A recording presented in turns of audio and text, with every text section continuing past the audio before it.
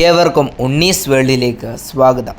ഞാനിന്ന് ഈ പടവുകൾ ഇറങ്ങി എവിടേക്കാണ് പോകുന്നത് എന്ന് നിങ്ങൾക്കറിയേണ്ടേ? പൊന്നും ശാർങ്ങക്കാവിലമ്മയുടെ തിരുനടയിലേക്ക് പോകുകയാണ് ഞാൻ. ഈ കാവിലൂടെയാണ് ഞാൻ ക്ഷേത്രത്തിലേക്ക് പോകുന്നത്. ഇത് ഇവിടെ പുതിയതായി പ്രതിഷ്ഠിച്ച വാനരരാജൻ്റെ പ്രതിമയാണ്, അതായത് നമ്മുടെ ഹനുമാൻ സ്വാമിയുടെ. ശാർങ്ങക്കാവ് ദേവീ ക്ഷേത്രത്തിൽ ഞങ്ങളുടെ ഇവിടെയൊക്കെ ചാമക്കാവ് എന്നാണ് അങ്ങനെ പറയുന്നത്. കാരണം എന്താണെന്ന് വെച്ചാൽ ശാർങ്ങക്കാവിന് പകരം ഞങ്ങളുടെ ഈ കോടുകുളഞ്ഞി പെണ്ണിക്കര അങ്ങനെയുള്ള ഈ ലൊക്കാലിറ്റിയിലൊക്കെ ചാമക്കാവ് എന്ന് പണ്ട് മുതലേ പറഞ്ഞത് കൊണ്ട് തന്നെ അങ്ങനെയാണ്. എന്നാൽ ക്ഷേത്രത്തിൻ്റെ പേര് ശാർങ്ങക്കാവ് എന്നാണ്. അച്ചൻകോവിലാറിൻ്റെ തീരത്താണ് ശാർങ്ങക്കാവിലമ്മ, പൊന്നും ശാർങ്ങക്കാവിലമ്മ കുടികൊള്ളുന്നത്.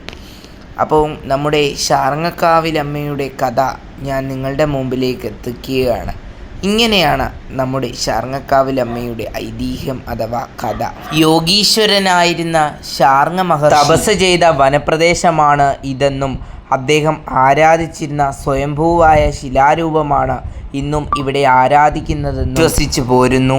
ശാർങ്ങ മഹർഷി തപസ് ചെയ്ത വനപ്രദേശമായതിനാലാണ് സ്ഥലപ്പേര് ശാർങ്ങക്കാവായി മാറിയതെന്നും ചരിത്രരേഖകളിൽ പറയപ്പെടുന്നു.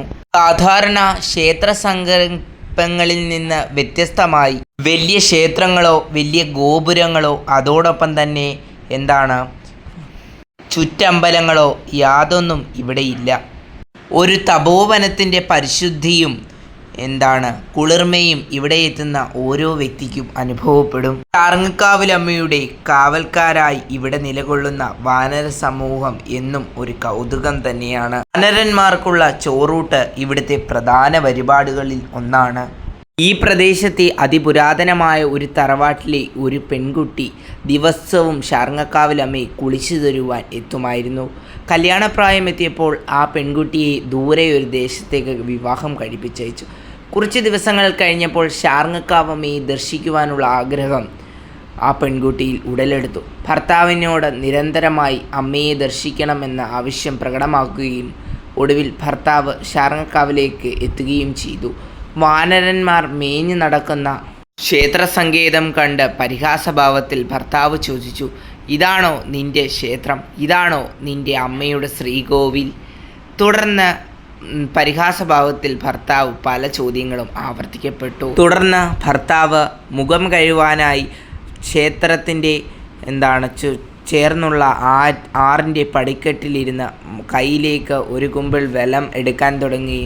ആരോ വലിച്ചു കൊണ്ട് പോകുന്നത് പോലെ ഭർത്താവ് അപ്രത്യക്ഷനാകുകയും ഭാര്യയായ പെൺകുട്ടി കിടന്ന് ഒച്ച വെക്കുകയും ചെയ്തു. തുടർന്ന് ഭർത്താവില്ലാതെ തിരികെ പോകില്ലെന്ന് ശപഥം ചെയ്ത പെൺകുട്ടി 3 ദിവസം അന്നപാനാദികൾ ഉപേക്ഷിച്ചു. തുടർന്ന് മൂന്നാം ദിവസം ജീവൻ ഹോമിക്കാമെന്ന് വിചാരിച്ച പെൺകുട്ടിയുടെ മുൻപിലേക്ക് 2 കൈകൾ പായസവുമായി ആറ്റിൽ നിന്ന് പൊങ്ങി വന്നു. അത് തൻ്റെ ഭർത്താവായിരുന്നുവെന്ന് പെൺകുട്ടിക്ക് മനസ്സിലായി. പൊന്നും ശാർങ്ങക്കാവിലമ്മയുടെ മഹത്വം ആ ഭർത്താവിന് മനസ്സിലായി. അമ്മയ്ക്ക് ക്ഷേത്രവും തങ്ക ഗോപുരവും എല്ലാമുണ്ട്. അമ്മ അവിടെയാണ് വസിക്കുന്നതെന്ന് ഭർത്താവിന് മനസ്സിലായി. അങ്ങനെ നിരവധി ഐതിഹ്യങ്ങൾ ശാർങ്ങക്കാവ് അമ്മയുമായി ബന്ധപ്പെട്ടിട്ടുണ്ട്. നിങ്ങൾക്ക് ഈ കുഞ്ഞു വീഡിയോ ഇഷ്ടപ്പെട്ടാൽ ലൈക്ക് ചെയ്യൂ, കമൻറ്റ് ചെയ്യൂ. Thank you all. അമ്മേ ശരണം, ദേവീ ശരണം, ശാർങ്ങക്കാവിലമ്മേ ശരണം. നന്ദി.